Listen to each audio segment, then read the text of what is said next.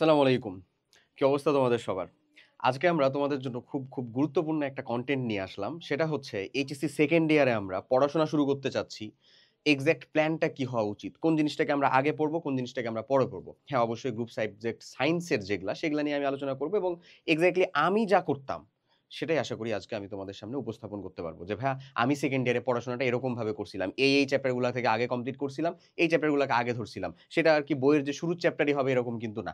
So আমি এখানে physics, chemistry, math, বায়োলজিতে আমি কিভাবে পড়াশোনা করছিলাম সেকেন্ড ইয়ারে, কোন চ্যাপ্টারগুলোকে আগে ধরে শেষ করছিলাম এবং সেটা এক্সাক্ট কতদিনের ভিতরে এবং ওই চ্যাপ্টারটার ভিতরের ইম্পর্টেন্স জায়গাগুলা কোনগুলা, যে হুকগুলা আমাদেরকে কমপ্লিট করতেই হয়, ইন ডিটেইলস আলোচনা আশা করি তুমি আজকের এই ভিডিওটা শেষ পর্যন্ত দেখলে ইনশাআল্লাহ পাবা। এবং এই ভিডিও শেষে আমি তোমাকে সুন্দর মতন একটা সোর্সের কথা বলে দিব।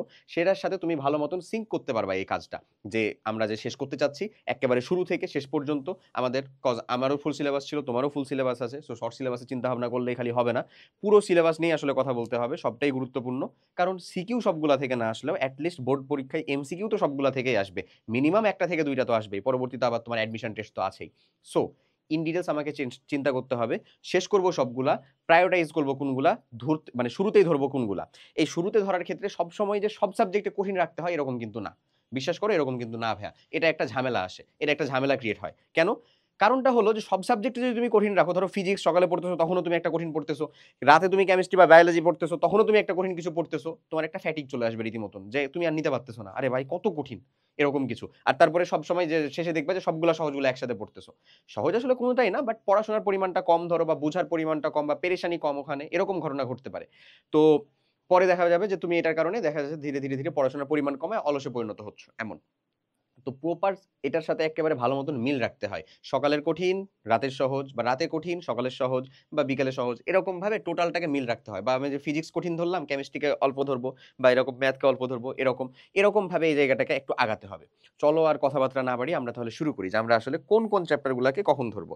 এখানে আমরা মেইনলি সেকেন্ড পেপার নিয়ে কথাবার্তা বলবো। বায়োলজি আমি পড়ছিলাম, বায়োলজির পড়ার অবস্থা আমার খুবই বাজে অবস্থা ছিল। ওখানে আমি ফার্স্ট পেপার সেকেন্ড পেপার দুই পেপার নিয়ে কথা বলবো, কারণ বিশেষত সবগুলাতেই দেখা যায় যে বায়োলজিটা উদ্ভিদবিজ্ঞান, প্রাণীবিজ্ঞান মিলাই হচ্ছে ফার্স্ট ইয়ারে পড়ানো হয়, সেকেন্ড ইয়ারে হচ্ছে মিলাই পড়ানো হয়।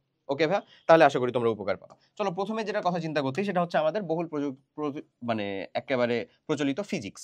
সো ফিজিক্সও কিন্তু অনেক কলেজে দেখা গেছে ফার্স্ট ইয়ার সেকেন্ড ইয়ারেও মানে দ্বিতীয় বর্ষের অনেক কিছু পড়ানো হয়, একেবারে হয় না আমি কিন্তু বলছি না। বাট ম্যাক্সিমাম প্র্যাকটিস কিন্তু এরকমই, ফার্স্ট ইয়ারে প্রথম পেপার পড়ানো হয়, সেকেন্ড ইয়ারে আমাদের সেকেন্ড পেপার পড়ানো হবে। তো সেকেন্ড ইয়ার তো পুরানা, টেস্টের আগেই তো সিলেবাস শেষ করা হয়, মানে সেকেন্ড ইয়ারে ভালো একটা কিন্তু গতি থাকে। ওকে, আমি তোমাকে ফিজিক্সে একেবারে কি কিছু জিনিসপাতি বলে দিই, সেটা হচ্ছে রীতিমতন চাবির মতন কাজ করবে এটা।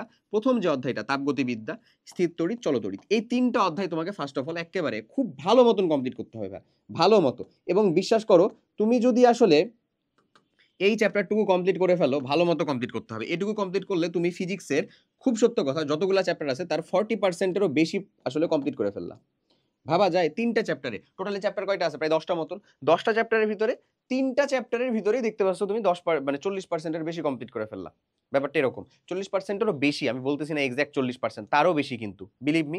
ঠিক একই রকম ভাবে তুমি যদি এর সাথে ভৌত আলোক বিজ্ঞান না, জ্যামিতিক আলোক বিজ্ঞান যে পার্টটা আছে আমাদের ফুল সিলেবাসে, তো ফুল জ্যামিতিক আলোক বিজ্ঞান যে পার্টটা আছে সেটাকে যদি নিতে পারো, তাহলে এটা অ্যাবাউট টু চলে যায় হচ্ছে একেবারে 60%।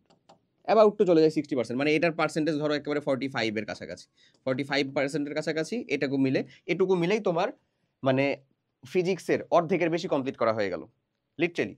তার সাথে যদি আধুনিক পদার্থবিজ্ঞানটাকে যোগ করে দিতে পারো, তাহলে হয়ে যায় তোমার রীতিমতন 70% বা তার থেকেও বেশি ভাগ, 70% আপ লিটারেলি। এই যদি যদি কেউ চিন্তা করতে যায় যে তার ফিজিক্সে পাস নিয়ে আসতে হবে, এই কয়টা সাবজেক্ট, এই কয়টা চ্যাপ্টার যদি সে পড়ে, সিকিউ প্র্যাকটিস করে যায়, সিকিউ কমপ্লিট করে যায়, সে পাস ইজিলি করে নিতে পারবে। সে যদি চিন্তা করে আমি সবগুলো চ্যাপ্টার না কমপ্লিট করে এই 5টা চ্যাপ্টার আমি কমপ্লিট করব, এই 5টা চ্যাপ্টার কমপ্লিট করলে মানে ভালো মতন কমপ্লিট করবে, মানে একাডেমিক পড়বে, তারপরে কোশ্চেন প্র্যাকটিস করবে, তারপরে এমসিকিউ প্র্যাকটিস করবে, সিকিউ প্র্যাকটিস করবে, ওখান থেকে ভালো মতো পড়ার যেটা কথা বলতেছি, 5টা চ্যাপ্টার যদি পড়তে পারে, ওর এখান থেকে ইজিলি মানে A+ গ্র্যাব করে নেওয়ার মতন মার্ক সে উঠাইতে পারবে। বিশ্বাস করো সম্ভব এটা, লিটারেলি। তো তাহলে এই কয়টা চ্যাপ্টার যেটা লিখছি, এগুলো প্রত্যেকটাই কিন্তু হাতির মতো চ্যাপ্টার ভাইয়া। তার ভিতরে আমাকে প্রথমে আমি যেটা ধরবো সেটা হচ্ছে তাপগতিবিদ্যা। এটার সাথে অন্যান্য কোনো চ্যাপ্টার খুব বেশি রিলেভেন্ট তুমি পাবা না। হ্যাঁ, কাজ ক্ষমতা শক্তির কিছু রিলেভেন্সি পাবা, হাইয়েস্ট অতটুকু পর্যন্তই, যেহেতু শক্তি আছে এখানে, তাপ শক্তি, তাপগতিবিদ্যার প্রথম সূত্র, দ্বিতীয় সূত্র, সবকিছু কার্নো ইঞ্জিন থেকে শুরু করে শেষ পর্যন্ত তোমাকে কমপ্লিট করতে হবে, প্রত্যেগামী অপ্রত্যগামী প্রক্রিয়া, তারপরে হচ্ছে এন্ট্রপি, সবকিছু। ওকে, এটুকু কমপ্লিট করার পরে স্থির তড়িৎটা পড়বা। স্থির তড়িৎটাও কাইন্ড অফ একটা 16 চ্যাপ্টার। এখানে খালি ওই তড়িৎ বিভব আর তড়িৎ প্রাবল্য ছাড়া অন্যান্য কিছুর সাথে তুমি খুব বেশি মিল-টিল কিন্তু পাবা না। বাট দ্য থিং, চলতড়িৎ, এটা যদি তুমি ভালো মতন কমপ্লিট করো তাহলে তোমার অনেকখানি জিনিসপাতি আসলে ক্লিয়ার হবে। চলতড়িৎটা কমপ্লিট করলে এখান থেকে তড়িৎ থেকে তাপ ওখানেও যেতে পারবা তুমি। তারপরে চলতড়িৎ থেকে সেমিকন্ডাক্টরের যে চ্যাপ্টারটা আছে সেই চ্যাপ্টারের সাথেও রিলেট করা যায়, ওই বর্তনী ব্যবহার করে ওটার সাথেও ব্যবহার করা যায়। সো চলতড়িৎ চ্যাপ্টারটার সাথে কিছুটা রিলেশন আছে ওই সেমিকন্ডাক্টরের জায়গাটার। সো তাই ওই জায়গাটাকে তুমি একটু ভালো মতন কমপ্লিট করবা বা পড়বা। সো প্রথম 3টা চ্যাপ্টারকে সিরিয়ালি রাখতে হবে। ফিজিক্সের ক্ষেত্রে এটা আলাদা রকম করতে যেও না, আলাদা করতে যাওয়ার দরকার নাই। প্রথম 3টা চ্যাপ্টারকে সিরিয়ালি রাখবা। তারপরে চৌম্বকের যে 2টা চ্যাপ্টার আছে সেই 2টা চ্যাপ্টার পড়বা না বলবো না, যদি সিকোয়েন্স মেনটেন করে পড়তে চাও পড়তে পারো, বাট আমার সাজেশন হচ্ছে রাখো ওটা, পরে পড়ো, সমস্যা নাই, পড়বা তো অবশ্যই পরে পড়বা। চলে আসো হচ্ছে জ্যামিতিক আলোক বিজ্ঞান। এও কিন্তু একটা হাতির মতো চ্যাপ্টার, এও কিন্তু একটু সময় খাওয়া চ্যাপ্টার, বাট এর কনসেপ্ট আমরা ক্লাস 9-10 ভালো মতন পড়ে আসছি। এই যে জ্যামিতিক আলোক বিজ্ঞানের, সো জ্যামিতিক আলোক বিজ্ঞান আমাদেরকে খুব বেশি প্যারা দিতে পারবে না। তার উপরে যদি আমরা হচ্ছে যে মানে জ্যামিতিক আলোক বিজ্ঞানের পরে আবার ভৌত আলোক বিজ্ঞান আছে, তুমি যদি আগের মানে যে ক্লাস 9-এর তরঙ্গ চ্যাপ্টারটা পড়ে থাকো তাহলে তোমার আবার ওই ভৌত আলোক বিজ্ঞান চ্যাপ্টারটাও খুব বেশি প্যারা দিবে না। হ্যাঁ একটু দিবে, অবভিয়াসলি নতুন তো জিনিস তো থাকবেই, বাট তরঙ্গের সাথে টু মাচ রিলেটেড। ওকে, সো তুমি একটু উপকার পাবা।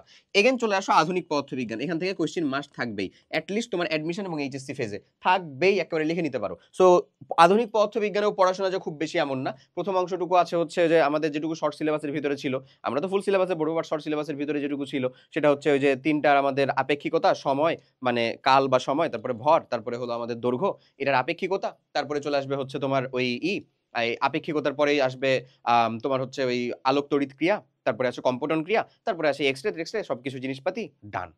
এই অংশটুকু তোমাকে ফার্স্ট অফ অল কমপ্লিটে নিতে হবে। সো তোমার এখন থেকে মেজর টার্গেট হওয়া উচিত সেকেন্ড ইয়ারের ভিতরে তোমার টেস্ট পরীক্ষা বলো, প্রি টেস্ট পরীক্ষা বলো, যেই পরীক্ষায় আসে না কেন তার আগে তোমার সিলেবাস কি আছে ভাই আমি জানি না, বাট বিলিভ মি তোমার টার্গেট যদি এইচএসসি আর অ্যাডমিশন হয়, তোমার চিন্তা থাকবে যে ভাই আমি এই 5টা চ্যাপ্টারকে সুন্দর মতন আমার আয়ত্ত নেবে, একবারে প্যাকেজ বানায় ফেলবো। বিলিভ মি 5টা চ্যাপ্টার যদি তোমার হাতিয়ার হিসেবে থাকে, বিশ্বাস কর ভাই তুই আরামসে হচ্ছে তোর এই এইচএসসি পরীক্ষাও ইজিলি পার করে ফেলতে পারবি, সিকিউ পার্টটা অন্তত কোনো প্যারা খাবি না। এবং এই 5টা চ্যাপ্টারের মানে অধিকাংশ জায়গা থেকেই মেইনলি কোশ্চেন আসবে তোমার অ্যাডমিশন ফেজও। ঠিক আছে, পরমাণুর গঠন একটা চ্যাপ্টার আছে, ওই চ্যাপ্টারও খুব বেশি কঠিন না, ইনশাআল্লাহ ওটাকে করতে পারা যায়, কমপ্লিট করে ফেলা যাবে। তারপরে আবার আছে হচ্ছে সেমিকন্ডাক্টর, ওই চ্যাপ্টারও আশা করি পারবা। ক্লিয়ার? সো আশা করি ফিজিক্সের কনসেপ্টটা বুঝা গেছে যে আমরা কিভাবে কোন প্যাটার্নে আর কি ফিজিক্সে চলবো। প্রথম 3টা চ্যাপ্টার, তারপরে 2টাকে বাদ দিব, তারপরে যাবো জ্যামিতিক আলোক বিজ্ঞান, তারপরে যাবো আধুনিক পদার্থবিজ্ঞান। ক্লিয়ার ভাইয়া? ওকে, চলো এবার আমরা আমাদের সব থেকে হার্ড একটা জায়গা, সেই জায়গাতে যাই, কেমিস্ট্রি। হার্ড মানে হচ্ছে পড়া হার্ড না, ডিসিশন নেওয়া হার্ড আর কি। হ্যাঁ, কেমন ডিসিশন নেওয়া হার্ড? কেমিস্ট্রির ক্ষেত্রে আমি যে জিনিসটা করছিলাম সেটা হচ্ছে যে আমাদের জৈব রসায়ন জিনিসটা ভাই ফার্স্ট ইয়ারের একেবারে লাস্টের দিকে শুরু করে দিয়েছিলেন স্যার শুরু করে দিয়েছিলেন। স্যার শুরু করলো, আমরা শুরু করি নাই, মানে আমরা বলতে আমি নিজে শুরু করতে পারি নাই। স্যার পড়াইতো, পড়তাম, বুঝতাম যতটুকু হয়তো না হয়তো, নামকরণ দেখি প্রায় শেষ, যখন আমি সেকেন্ড ইয়ারে উঠি তখন নামকরণ পর্যন্ত কিন্তু শেষ। একাডেমিকে নামকরণ পর্যন্ত শেষ মানে কিন্তু কেমিস্ট্রির জৈব রসায়নের ভেতরে ঢোকা শুরু হয়ে গেছে, সত্য কথা। তো জৈব রসায়নটাকে এরকম ভাবে লেখারটা কারণ হচ্ছে জৈব রসায়নকে স্কিপ করার চিন্তা ভাবনা মাথা থেকে প্রথমে বাদ দিতে হবে, একেবারে টোটালটাই বাদ দাও। তোমার কাছে এখন পর্যন্ত হিউজ টাইম আছে যে তুমি জৈব রসায়নটাকে পড়ে তোমার সম্পূর্ণ নিজের আয়ত্তে নিতে পারবা। সো জৈব রসায়নটাকে তুমি পড়বা কিভাবে? খুবই সাজানো আকারে পড়বা। খুবই সাজানো আকারে পড়লে এর পড়াশোনা কমবে আমি বলবো না, বাট এই পড়াশোনাটা কিন্তু সুন্দর মতন তোমার আয়ত্তে আসতে বাধ্য হবে। খুবই সাজানো আকারে পড়বা। এই সাজানো আকারে পড়ার জন্য আমি অ্যাটলিস্ট সাজেস্ট করবো আমাদের যে একাডেমিক টু অ্যাডমিশন প্রোগ্রাম আছে, ওখানে যত ধাপের ক্লাস আছে, বিশেষ করে তার একাডেমিক ক্লাসগুলো যেটা আমি নিজে নিতেছি, জৈব রসায়নের ক্লাস প্রায় শেষ, আর একটু বাকি আছে, একটা পার্ট বাকি আছে, জাস্ট মানে লাস্ট একটা লেকচার বাকি আছে। সো 12টা পার্টের ক্লাস আছে, প্রত্যেকটা ক্লাসই একটু লেন্দি হচ্ছে, বাট বিলিভ মি তুমি যদি 12টা দিন মাত্র সময় দিতে পারো, তুমি জৈব রসায়নে প্রো হয়ে যাবে রীতিমতন, প্রো যাকে বলে। প্রত্যেকটা দিন কি করতে হবে? একটা করে ক্লাস কমপ্লিট করতে হবে। আমি তোমাকে খুব বেশি প্রেশার দিতে চাচ্ছি না, খুব বেশি চাপেও রাখতে চাচ্ছি না। এই academic to admission programme description বক্সে লিংক পাবা, তুমি যে দেখো, দেখলে অবশ্যই তোমার পছন্দ হবে, পছন্দ হতে বাধ্য হবে আর কি। ঠিক আছে, ওই জৈব রসায়নের লেকচারগুলো একটা করে দেখবা, একদিনে মাত্র একটা, আর বেশি কিচ্ছু না। দেখবা, নোট করবা, দেখবা, নোট করবা, এবং ওই একটা লেকচার দেখা ওই 12টা দিন বা ওই 20টা দিনের ভিতরে, ধরো 20 দিনেরই টার্গেট নিলা, 20 দিনের ভিতরে 12 দিন করবা। তোমার মেন্টাল টেন্ডেন্সি থাকা লাগবে যে ভাইয়া এই 12টা দিনের ভিতরে আমি এক্সট্রা পরিশ্রম করবো, কাইন্ড অফ এক্সট্রা মানে কি, মানে জৈব রসায়ন তো আমি পড়তেছি, জৈব রসায়ন পড়ার সাথে সাথে অবশ্যই আমার কেমিস্ট্রির অন্যান্য যে জায়গাগুলো আছে সেগুলোকে আমাকে টাচে নিতে হবে। আমি পার্সোনালি প্রিফার করবো হচ্ছে ভাই পরিবেশ রসায়ন ধরতে। কি বলতে বলবো? পরিবেশ রসায়ন। জৈব রসায়ন কিন্তু তুমি পড়তেছো ডে 1 থেকে শুরু করে ডে 12 পর্যন্ত পড়তেছো ডে 1 থেকে শুরু করে ডে 20 পর্যন্ত। বাট 20 এর বেশি চিন্তা রাখা যাবে না। এর বেশি দেওয়া যাবে না সময়। তার ভিতরে ইনশাআল্লাহ দেখবা তুমি কমপ্লিট করতে পারছো। যদি তুমি আসলে খুব সাজানো আকারে পড়ো। যেরকম সাজানো আকারে আমরা পড়াইতেছি ওখানে। ওকে? এরকম ভাবে। এখন তুমি যদি কোনো ফ্রি প্লেলিস্ট বা আদার্স অন্য কোনো জায়গা থেকে যেখানে ধরো কিছুটা একটু ওয়েল সর্টেড না বা কিছুটা মনে হয় যে আসলে তোমার আমার ক্যাপাবিলিটির বাইরে খুব প্রো লেভেলের জিনিসপাতি পড়াশোনা, এটা কিন্তু তোমাকে জৈব রসায়নের প্রতি লিটারালি অনীহা ছাড়া আর কিচ্ছু এনে দিবে না। শুধুমাত্র এখান থেকে তুমি দেখলেই ভয় পাবা, চিন্তা করতে গেলে ভয় পাবা, রাতে হচ্ছে যে বিদঘুটে কিছু স্বপ্ন দেখবা, দুঃস্বপ্ন দেখবা জৈব রসায়ন নিয়ে। তো ওরকমটা হইতে দেওয়া যাবে না। হ্যাঁ, সো ডে 1 থেকে ডে 12 পর্যন্ত কমপ্লিট করো আমাদের সাথে, ইনশাআল্লাহ তুমি পারবা। জৈব রসায়নে বস হয়ে যাবা যাকে বলে। তো আমি কেন তোমাকে পরিবেশ রসায়নের কথা বলতেছি?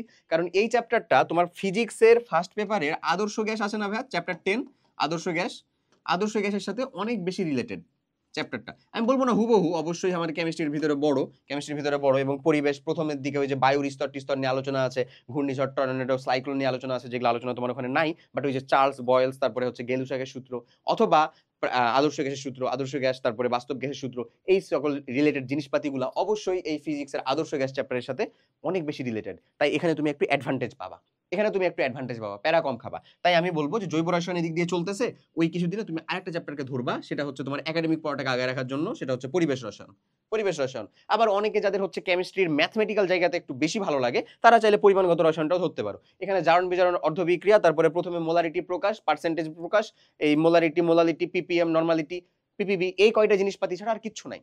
আর বিক্রিয়া স্টোইকোমেট্রি দিয়ে জারণ বিজারণ অর্ধ বিক্রিয়ার মাধ্যমে সমতাকরণ। তাহলে এই চ্যাপ্টারটাও কিন্তু খুব বড় না ভাইয়া, ছোট। বিলিভ মি, ছোট।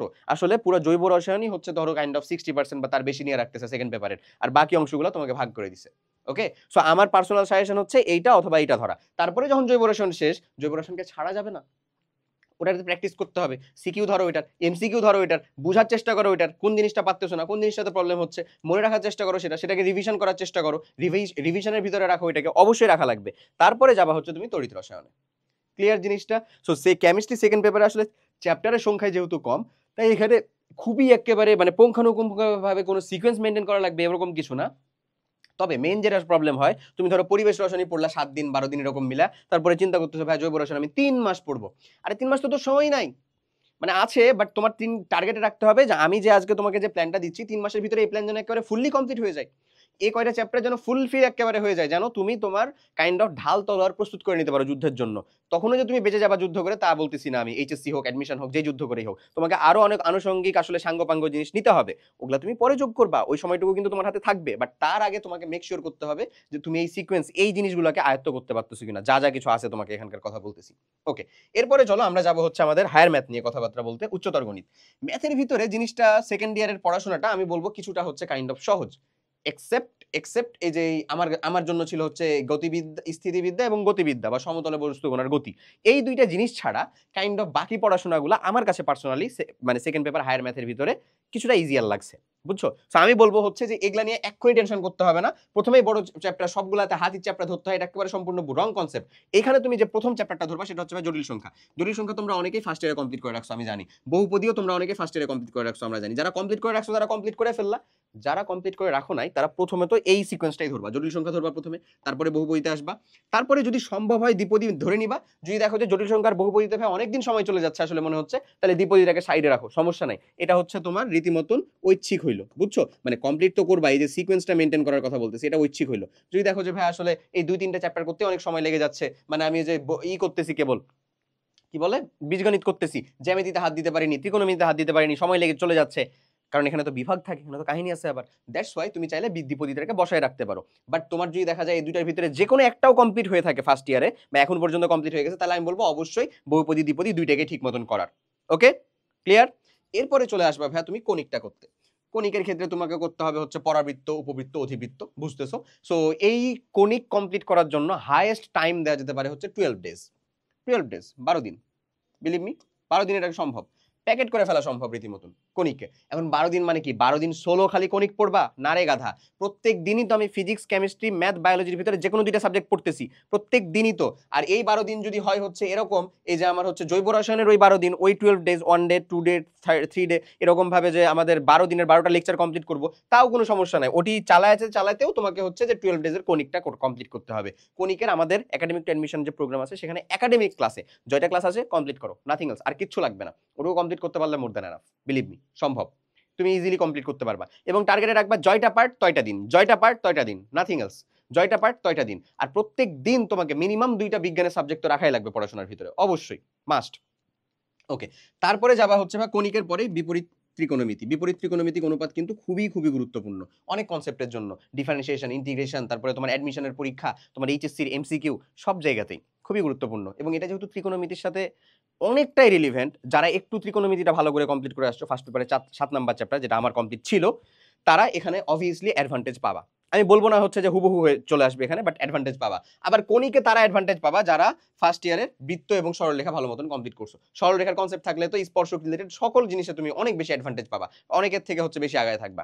এরপরে যাবা হচ্ছে স্থিতিবিদ্যা গতিবিদ্যা। স্থিতিবিদ্যা গতিবিদ্যা আমি তাও বলবো যে তোমার যদি অন্যান্য গুলাতে দেখো যে তুমি আসলে ফ্রুটফুল টাইম বের করতে পারছো, অন্যান্য গুলাতে আগায় আসো, তখন স্থিতিবিদ্যা গতিবিদ্যা ধরো। যদি দেখা যায় যে না, এইটি করতে অনেক সময় চলে গেছে এবং আরো একটা সিওর সিকিউ জায়গা তুমি চাচ্ছ, তাহলে স্থিতিবিদ্যা গতিবিদ্যাকে রাখো ভাই। সম্ভাবনা, বিস্তার পরিকল্পনা ও সম্ভাবনা ধরো। বিস্তার পরিকল্পনা সম্ভাবনা কমপ্লিট করো, জিনিসটা সহজ, বুঝতেও পারবা, ইজিয়ার লাগবে, কোশ্চিনও মাস্ট আসবেই। যেহেতু কোশ্চিন আসবে তার মানে উত্তর কমপ্লিট করলেই তো ডান, ক্লিয়ার। সো অবশ্যই অবশ্যই চেষ্টা করো যেন বিস্তার ও সম্ভাবনাটাও কমপ্লিট করে ফেলতে পারো। তারপরে হাত দাও এই হাতি দুইটাকে। এই হাতি দুইটার ক্ষেত্রে স্থিতিবিদ্যার কথা আমি বলবো যে আমি বলতেছি না হুবহু, বাট এটা রিলেটেড ভাইয়া লিটারেলি। ওই যে তুমি ফার্স্ট পেপারে যে ভেক্টর এবং বলবিদ্যাটা পড়ছো না, ভেক্টর এবং বল, নিউটনিয়ান বলবিদ্যা, নিউটনিয়ান বলবিদ্যাটা না, বলবিদ্যা বলবো আমি, তো ওইটা কিন্তু ভেক্টর আর বলবিদ্যার সাথে অনেকটা রিলেটেড, অনেকটা, হুবহু কখনো বলতেছি না, হুবহু বলতেছি না আমি, অনেকটা রিলেটেড। তাই ওই দুটা কমপ্লিট করে থাকলে স্থিতিবিদ্যাতে কিছুটা হলেও তুমি অ্যাডভান্টেজ পাবা। ঠিক একই রকম সমতলে বস্তু কোণার গতির কথা যদি আমি বলি, তাহলে এটা তোমার ফার্স্ট পেপারের ফিজিক্স ফার্স্ট পেপারের যে গতিবিদ্যা ছিল সেটার সাথেও কিন্তু রিলেটেড, রিলেটেড, হুবহু না, রিলেটেড। তো রিলেটেড হইলেও ওখানে দেখা যেত ম্যাথমেটিক্যাল এক্সপ্রেশনগুলো বেশি থাকতো, ম্যাথ করতে দিত, উত্তর কত হয়েছে, নিউমেরিক্যাল ভ্যালু আসতো উত্তরে। আর এই সকল জায়গাতে দেখবা বেশিরভাগই প্রমাণ আসছে, প্রমাণ করে দেখো 1/t=1/t2 1/t3, এরকম ভাবে প্রমাণ দেখাইছে, প্রমাণ করে দেখো কে আগে যাবে কে পরে যাবে, এরকম রিলেটেড প্রমাণগুলো আসবে হচ্ছে বেশি। তো আমার পার্সোনাল সাজেশন এই দুটাকে সব লাস্টে যে ধরা, সব লাস্টে যে ধরা। ইভেন যদি যোগাশ্রয়ী প্রোগ্রাম করার ইচ্ছা থাকে তো চাইলে যোগাশ্রয়ী প্রোগ্রাম, শুরুর দিকের বাস্তব সংখ্যা, এটিও চাইলে দেখতে পারো, ঠিক আছে। তারপরে যে হচ্ছে এগুলাকে ধরা, এগুলাকে শুরুর দিকে ধরলে শুধু শুধু শুধু শুধু অতিরিক্ত চিন্তা ভাবনা করা এবং অতিরিক্ত হচ্ছে ধরো লোড নিতে চাওয়া ছাড়া আর কিচ্ছু না। এরা যে তোমাকে খুব বেশি মার্ক গ্র্যাব করে এনে দিবে এমন কিন্তু না। এ যে এটা ম্যাথ থাকবে তোমার ওই কণিক, বিপরীত ত্রিকোণমিতি, জটিল সংখ্যা, বহুপদী, এগুলা থেকেও সেম পরিমাণ ম্যাথ থাকবে। সো তুমি ওগুলা থেকে উত্তর করতে পারলেও তো এনাফ। টিচার কি এটা দেখবে যে না ওই স্থিতিবিদ্যা করছে দ্যাটস ওয়াই তাকে আমি 10 মার্কের জায়গাতে 12 মার্ক দিব, এমন কখনো কিন্তু না। ওকে, এরপরে চলো সব থেকে আমার জন্য আসলে কঠিন জায়গা, বিশেষ করে বায়োলজি। এই বায়োলজি আমি কেমনে পড়ছিলাম সেটাই মনে আছে, বাট কি পড়ছিলাম ভাই এটা লিটারালি খেয়ে ফেলছি। হ্যাঁ, তো আমি দেখো আমি সিকোয়েন্সটা বলে দিচ্ছি, আমার যেগুলো মনে আছে এগুলা। সমন্বয় ও নিঃসরণ চ্যাপ্টারটা অনেক প্যারা দিছিল আল্লাহর ওয়াস্তে। তো আমি বলবো হচ্ছে যে একটু হচ্ছে যে ওই যে আমাদের যে ক্লাসগুলো নিচ্ছে, তোমার তানজিম ভাইয়া নিছে, তারপর হচ্ছে মাহি ভাইয়া নিছে, মুসাইব ভাইয়া নিছে, এরা যারা ক্লাসগুলো নিছে, এই ক্লাসগুলো যদি আমি আসলে পাইতাম ওই সময়, আমি মনে করতাম যে আসলে অনেক বেশি মানে ভালো মতন করে পাচ্ছি। কারণ এখানে ওটা ভেঙে ভেঙে বুঝিয়ে দেওয়া হচ্ছে কোথা থেকে কোথায় যাচ্ছে। বায়োলজি জিনিসটা খুব কঠিন না লিটারেলি, এরকম ভাবে ক্লাসগুলো করতে পারলে, এরকম বুঝে বুঝে যদি পড়তে পারা যেত তাহলে। তো কোথা থেকে কোন হরমোন কিভাবে নিঃসরণ হচ্ছে, কোন হরমোনের সিকোয়েন্সটাকে কিভাবে মনে রাখবো, কোনটার কাজ কি, ইচ অ্যান্ড এভরিথিং তোমাকে ডিটেলস এখানে বলে দেওয়া হচ্ছে। সেই চ্যাপ্টারটাকে একেবারে আগে ধরবা, কারণ এই চ্যাপ্টার থেকে কোশ্চেন মেডিকেল অ্যাডমিশন টেস্ট থেকে শুরু করে ভার্সিটি, তারপরে হচ্ছে তোমার এইচএসসি এক্সাম, সব জায়গাতে খুব ভালো পরিমাণে হটস্পট থাকে আসেই। জিনতত্ত্ব ও বিবর্তন খুবই খুবই গুরুত্বপূর্ণ ভাইয়া। যতগুলা হচ্ছে তোমার স্বায়ত্তশাসিত ভার্সিটি আছে, এগুলাতে, কৃষি ইউনিভার্সিটি, এগুলাতে সব থেকে বেশি পরিমাণে কোশ্চেন আসে। মানে তোমার হচ্ছে এতগুলো চ্যাপ্টার আছে, তারপরেও একটা একটা চ্যাপ্টার থেকে 2টা 3টা করে কোশ্চেন থাকে। ওগুলো ওরকম একটা চ্যাপ্টার হচ্ছে যে জিনতত্ত্ব ও বিবর্তন সেকেন্ড পেপারের, মানে হচ্ছে আমাদের প্রাণী বিজ্ঞানের, আর উদ্ভিদ বিজ্ঞানের হচ্ছে জীব প্রযুক্তি। এটা তো কৃষির আসলে একেবারে খুবই পছন্দের জায়গা ভাই, খুবই পছন্দের জায়গা, জিএমও হ্যানত্যান এগুলা সেগুলা সবকিছু। আর এই যে মেন্ডেলের গ্রেগর জোহান মেন্ডেলের যে হচ্ছে অনুপাতের, তারপরে তার ভিন্নতা, তারপরে তার হচ্ছে ব্যতিক্রম, সব। এরপরে উদ্ভিদ বিজ্ঞানের টিস্যু ও টিস্যুতন্ত্র, এই চ্যাপ্টারটাও হচ্ছে যে এই সময় আগে শুরু করবা যদি না কমপ্লিট করা হয়ে থাকে। আর উদ্ভিদ শারীরতত্ত্ব, উদ্ভিদ শারীরতত্ত্বটা যে এক প্যারা দিত রে ভাই, চিন্তা থাকতো আমার যেদিন যে বায়োলজি পড়া লাগবে আর উদ্ভিদ শারীরতত্ত্ব, ভেতর থেকে হচ্ছে আলাদা একটা কান্দন চলে আসতো রীতিমতন, এমন লাগতো ফিল। সো যাই হোক, আশা করি বুঝাইতে পারছি ফিজিক্স, কেমিস্ট্রি, ম্যাথ, বায়োলজির শুরু চ্যাপ্টারগুলো কোনগুলা। এখন তুমি এর সাথে ভালো করে মিলায় দেখো যে তোমার সেকেন্ড ইয়ারের আসলে কত অংশটুকু কমপ্লিট হয়ে আছে, কোন কোন চ্যাপ্টারগুলো এখনই তোমার নখদর্পণে, কোন কোন চ্যাপ্টারগুলো অলরেডি তুমি শেষ করে ফেলতে পারছো। আর যদি শেষ না হয়ে থাকে তাহলে এই যে এক্ষুনি একেবারে ভিডিও দেখার পর থেকে শুরু করো, ডিসক্রিপশন বক্সে লিংক দেওয়া আছে প্রোগ্রামে, যদি মানে এখনো তুমি এখানে যুক্ত না হয়ে থাকো তাহলে এনরোল করো, যুক্ত হও এবং হচ্ছে যে কতদিন লাগবে তোমার টোটাল সবগুলার পার্টকে চিন্তা করে একেবারে তোমার মাস্টার প্ল্যানটা বানায় ফেলো। এই মাস্টার প্ল্যান অনুযায়ী যে চলতে থাকো ভাই, বিলিভ মি উইথিন 3 মান্থস তুমি এই সকল চ্যাপ্টার, আমি পিসিএমবি যে কয়টা চ্যাপ্টার দেখালাম সে কয়টা চ্যাপ্টারে আসলে একটা ভালো দখল নিয়ে নিতে পারবা এবং তোমার এইচএসসি আর অ্যাডমিশন নামক যুদ্ধের ঢাল তলোয়ার ইনশাল্লাহ রেডি হয়ে যাবে, জাস্ট এতটুকু পর্যন্ত কমপ্লিট করতে পারলে।